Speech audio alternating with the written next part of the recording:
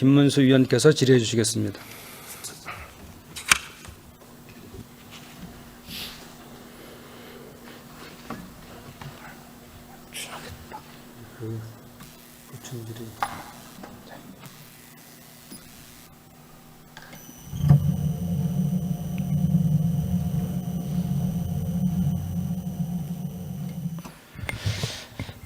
예, 국민 여러분 안녕하십니까? 더불어민주당 순천갑 김문수 의원입니다.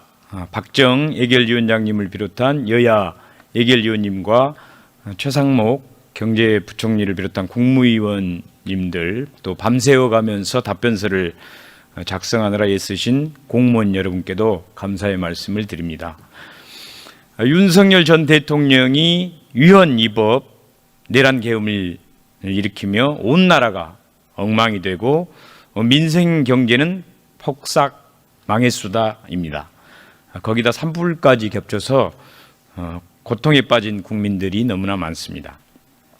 그런데 한덕수 총리는 내란 계엄 선포를 적극적으로 막지 않는 당시 정권 2인자로서 이에 대한 책임을 지고 반성하고 민생 경제 회복을 위해서 노력하기는커녕 마치 공범자임을 자인하듯 합니다.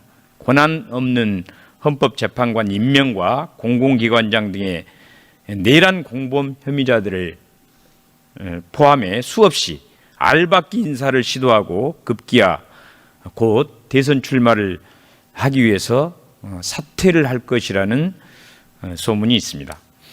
내란으로 고통받고 있는 국민들에 대한 최소한의 양심이라도 있는 것인지 묻고 싶습니다. 따라서 한덕수 총리는 당장 사퇴하고 출마보다는 전두환처럼 어딘가 깊은 산속으로 들어가서 반성의 시간을 충분히 가졌으면 합니다. 최상목 부총리님 어떻게 생각하십니까? 제가 말씀드릴 수 있는 사항은 아닌 것 같습니다. 네. 곧 다시 권한대행을 또 맡게 되시는 겁니까? 잘 모르겠습니다. 차라리 그런 일이 있을 거라면 오늘 여기 와서 직접 대답하는 것도 괜찮은 것 같긴 합니다. 제가 준비한 것을 좀 말씀드리도록 하겠습니다. 저는 워낙 소상공인 자영업자들을 살리는 좋은 방법이 뭔가에 대한 여러 가지 방법들이 많이 얘기되고 있어서 저도 공부도 하면서 같이 한번 정리해보고 싶어서 이렇게 했습니다. 바우처라는 제도가 있고요. 또 온누리 상품권이 있고 지역화폐가 있고 지역사랑 상품권, 이런 얘기들이 많이 돌고 있습니다. 아마 국민들도 헷갈리고 우리 공직자분들도 심지어는 좀 헷갈린 것 같습니다. 혹시 중소 벤처기업부 장관님 네 가지를 좀 간단하게 좀 구분해서 설명을 해 주실랍니까? 네, 바우처는 정부에서 일정 어떤 특정 목적을 가지고 사용할 수 있도록 기본적으로 예산을 지원하는 부분들이고요. 본인들이 쉽게 바우처를 사서 쓸 수 있는 거고, 오늘 상품은 아시다시피 전통시장과 상점가, 골목형 상점가에 저희가 영세 소상공인들을 지원하기 위해서 운영하고 있는 제도입니다. 지역사랑 상품권 또한 191개 지자체에서 지금 운영하고 있는 것으로 알고 있습니다. 네. 네. 저렇게 네 가지가 있는데 그 밑에 이제 그림들을 보면 우리 이제 국민들에게, 개인들에게 저런 바우처든 상품권이 지급되면 당연히 이제 택시를 탈 수도 있고 커피를 가서 먹일 수도 있고 또 미용실에 가서 머리를 다듬을 수도 있고 이렇게 쓰입니다. 그러면 당연히 이제 경제가 돌기 시작한다는 거죠. 그리고 단순히 소비나 서비스뿐만이 아니고 이제 그러면 물건이 또 농산물이 잘 소비가 되니까 그런 납품하는 농가라든가 또 중소기업들도 공장이 잘 돌아가고 또 최종적으로는 국고의 세금이 잘 쌓이게 돼서 이렇게 경제도 잘 돌아가고 나라도 좀 세금이 잘 들어오고 중소기업들, 기업들도 잘 돌아가는 거, 이런 방식이라고 봅니다. 그래서 현금을 가난한 사람에게 직접 지원하지 않고 굳이 저런 약간 복잡해 보이는 제도를 쓰는 이유는 좀 경제 활성화하고 관련돼 있어서 저런 방식을 쓴다고 제가 공부하다 보니까 그런 결론을 얻게 되었습니다. 그 한국지방행정연구원에서도 보면 2019년에 1조 8천억 원 정도로 지역화폐를 썼더니 생산 유발 효과가 3조 2천억, 부가가치 유발이 1조 4천억, 또 취업이 3만 명 정도 된다는 연구도 있습니다. 그런데 요 네 가지가 이제 장단점이 있거든요. 바우처하고 민생회복지원금이나 재난지원금 같은 경우는 국가에서 대체로 세금으로 국민들에게 지급하는 것이고 그러다 보니까 세금이 좀 많이 들어가기는 합니다. 반면에 지역사랑 상품권하고 온누리 상품권은 국민들이 직접 구매를 하는 거죠. 국민들이. 그리고 약간의 할인 혜택으로 국가에서 지원을 해주기 때문에 정부 예산은 이제 많이 들어가지는 않는데 그래도 국민들에게 돈이 풍족하게 있을 때는 나라 돈을 적게 들면서도 효과가 큰 그런 제도인 것 같습니다. 그런데 제가 보기에는 지금같이 이제 국민들의 삶이 어려워질 때는 지역사랑 상품권이나 온누리 상품권은 저걸 사야 되는데 살 돈이 없거나 경제가 얼어붙고 심리적으로 얼어붙다 보니까 구매를 못하거나 안 하는 거예요. 그리고 하더라도 돈이 좀 많은 사람들은 오히려 야 저거 구매하면 내가 이익이 생기니까 오히려 막 그 돈이 있고 여유가 있는 사람들은 많이 구매하게 되지만은 없는 사람들은 지역사랑 상품권이나 온누리 상품권을 할인을 해준다 해도 구매할 돈이 없는 겁니다. 경제가 어렵기 때문에 저는 지금이 그런 상황이라고 보거든요. 그래서 이거를 다 장단점이 있는데 지금 같은 때가 바로 그래서 이제 그 지역 사실은 이제 재난지원금이나 민생회복지원금을 주면 좋은데 저게 이제 예산이 너무 많이 들어가다 보니까 뭐 당장 못 한다면 그러면 이제 지역사랑 상품권이라도 국민들이 좀 더 구매하기 좋도록 좀 더 할인을 높게 해준다든가 또는 온누리 상품권은 이제 사용처가 아까 보면 전통시장 정도밖에 안 되기 때문에 사용할 때가 또 적어서도 많이 구매를 못 하거든요. 그럼 지금 봤을 때 제일로 이런 상황에서 국민들한테 효과적이고 좋은 방법이 지역사랑 상품권 같은 저런 것을 좀 확대하는 게 오히려 필요하지 않나 이렇게 생각이 됩니다.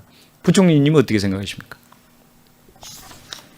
글쎄 뭐 의원님께서 많이 연구를 하셨습니다만 일단 이렇게 생각을 전 하셔야 될 것 같습니다. 지역사랑 상품권이나 이제 온누리 상품권 같은 경우에는 사실은 아까 말씀하신 것처럼 소득이 없이 그렇지 않습니까? 저거는 일종의 상품권이기 때문에 소득이 없이 저거를 발행한다 가지고 소득이 새로 생기는 건 아닙니다. 물론 아까 같은 경우에 뭐 상생 페이백 같은데 이렇게 때로 그 무상으로 주면 이제 저기 소득이 되는 거라고 볼 수 있죠. 그런데 그 효과에 있어서 여러 가지 의견이 있는 것 같습니다. 무슨 말씀이냐면 온누리 상품권이 그 제한이 된다고 하지만 제한이 되는 거는 그 대신 소상공인, 영세 소상공인한테 집중적으로 도움이 되는 측면이 있고요. 지역사랑 상품 같은 경우에는 예를 들어서 지역 지자체별로 좀 돈이 있는 지자체하고 그렇지 않은 지자체 간에 좀 차이가 아까 있고요. 네. 말씀드린 다른 의원님들도 많이 지적했듯이 이제 온누리 상품권은 전통 시장에서만 주로 사용하기 때문에 사용처가 너무 좁아요. 예. 그리고 이제 지역사랑 상품권은 일반 동네 상가에서도 대부분 쓸 수 있기 때문에 좀 범위가 넓거든요. 그래서 이제 요거는 뭐 더 가서 검토를 꼭 해보세요. 네, 예. 이제 저 정책의 목적이 네. 뭐냐에 따라 달라지는 것 같습니다. 아니 그러니까 지금 같은 상황에서는 그래서 지역사랑 상품권 같은 제도가 그래도 여야 간에 또 정부 간에 가장 좀 합리적으로 선택할 수 있는 방법이 아닌가 해서 한번 그런 고민을 좀 깊이 있게 해보라는 얘기고요. 예, 그 다음 한번 볼까요? 네, 알겠습니다. 네. 그 다음에 지금 행안부의 순간 나오셨나요? 네, 기조실장 네네. 나왔습니다. 아, 네. 그 지금 지난 대선 때 투표율이 얼마였는지 아세요? 77%. 예, 정확하게 기억을 못 하겠습니다. 그 전에는 또 모르시죠? 예. 77%고 그 전에가 이제 75%. 계속 오르긴 했더라고요, 투표율이. 그게 뭐 때문에 그렇게 오른 것 같아요?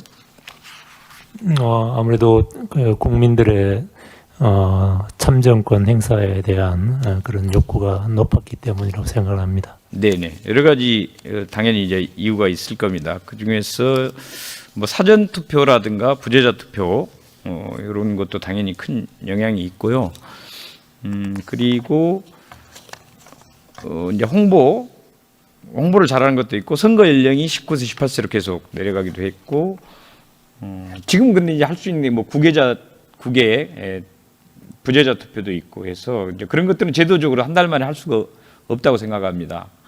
투표율 제고를 위해서 지금 뭘 고민하고 준비하고 계십니까? 저희가 뭐 투표율 제고를 위해서 직접적으로 저희 행정안전부가 담당하고 있지는 않고요.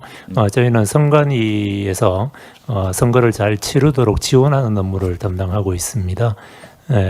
그 선거인 명부 작성이라든지 그 선거와 관련된 그런 그 공직자의 어떤 정치적 중립이라든지 그런 부분들을 담당하고 알겠습니다. 있습니다. 선관위에서 이제 총괄적인 그런 기획은 하겠지만 또 실제 중요한 업무들을 주민센터라든가 또 각 그 행정부에서 해야 될 일이 많이 있잖아요. 그죠? 네, 그렇습니다. 예.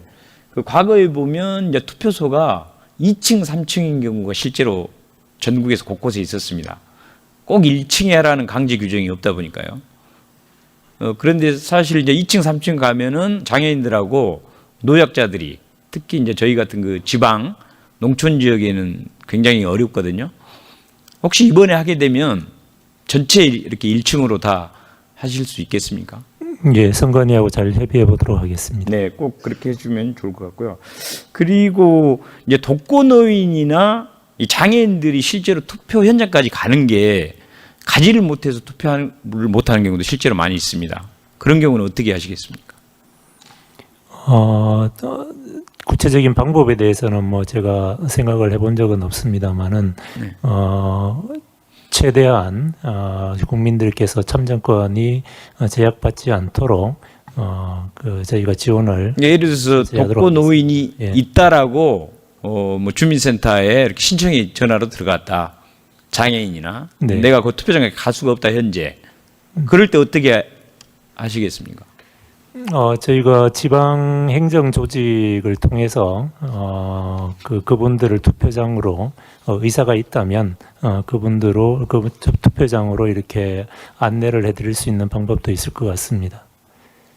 그러니까 막연하게 하시면 안 될 것 같고요. 그거에 대한 구체적인 실제 전국적으로 그런 수요가 얼마나 될지. 왜 그러냐면 이제 후보자나 그 당에서 개별적으로 하면은 그게 또 기부행위가 된다 이런 선거법 위반 논란이 있어가지고 알면서도 못 도와주는 경우가 실제로 있습니다. 그럼 그 국가에서 그걸 해결해 줘야 되거든요. 그거에 대한 대책을 좀 꼭 만들어서 예, 알려주시기 바랍니다. 유념하겠습니다. 네네. 예, 그다음 보겠습니다. 네, 지금 그 저출생 문제로 어쨌든 유치원, 어린이집, 유보통합도 있고 그런데 그 유치원 교사에 비해서 어린이집 교사가 급여가 낮습니다. 그런데 최근에 유치원 교사는 또 급여를 인상해 줬어요. 근데 어린이집은 더 낮은데도 불구하고 인상이 안 되고 있습니다. 예. 예, 부총리님 어떻게 생각하십니까? 어떻게 해결하겠습니까? 네, 뭐 이 경우는 유보통합의 문제인데요. 그 유보통합의 추가 소요 중에서는 이러면은 교부금으로 지원하기로 이미 정부에서 발표를 했습니다. 그래서 교육부가 지금 교육청하고 교부금 활용을 협의 중에 있습니다. 네. 예, 또 시간이 없기 때문에요. 그리고 학교에 보면 그 조리실무사라고 있습니다. 조리실무사. 예, 당연히 그 학교 급식하는 그 전에요. 이런 거 할 수 있을까요? 부총리님. 네. 학교에 방학 때 선생님들이 수업을 안 하지 않습니까? 네. 그럼 방학 때 월급을 주지 않는 것이 어떨까요? 수업 안 하니까. 글쎄 선생님들은 수업 말고도 여러 가지 다른 뭐 학습 준비라든지 네. 그다음에 또 그런 월급 줘야 됩니까? 네, 저는 그렇게 생각합니다. 네. 확실해요? 네. 자, 조리실무사 같은 경우 어떻게 돼 있냐면 방학 중에 급여를 안 줍니다. 이유는 뭐냐면 학생들이 방학이라 밥을 안 주기 때문에 급여를 안 줘요. 이게 말이 됩니까? 글쎄요, 선생님하고 다를 수는 있다고 생각합니다. 네. 그러니까 선생님은 줘야 되고 선생님 아닌 사람 안 줘도 아니요, 된단 말이에요. 그런 뜻이 아니고요. 예. 그분의 직무 자체가 방학 때 월급을 받으셔야 되는 직무를 하고 있는지가 중요한 그러니까 거죠. 차별을 해야 된다 이거죠, 아니죠. 인간적으로. 직무에 따른 거니까 그건 차별이라고 보시는 건 적절치 않은 것 같습니다. 저는. 말이 안 된다고 생각합니다. 왜 그러냐면, 아니 그럼 그 한 달 동안 어디 다른 데 가서 또 돈벌이를 해야 되니까, 다른 데 중간 알바를 해야 되니까 얼마나 괴롭겠습니까? 제가 적극적으로 네네. 어쨌든 할 수 있도록 그렇게 해야 한다. 네, 의원님, 제가 저 케이스에 대해서 말씀드리는 게 아니고 일반적인 말씀을 드리는 겁니다. 그러니까 다른 거창한 일보다도 이런 좀 해결해야 한도수 경에 우리 최성욱 부총리님 다른 거 복잡하게 정치에 관여하거나 내란 대놓고 출마하고 이런 것이 중요한 게 아니고 저런 학교에서 방학이라고 월급도 못 받는 저런 일들이 있다는 것조차도 잘 알고 계신 분이 그런 문제부터 네, 알겠습니다. 네, 살펴보겠습니다. 네. 고맙습니다.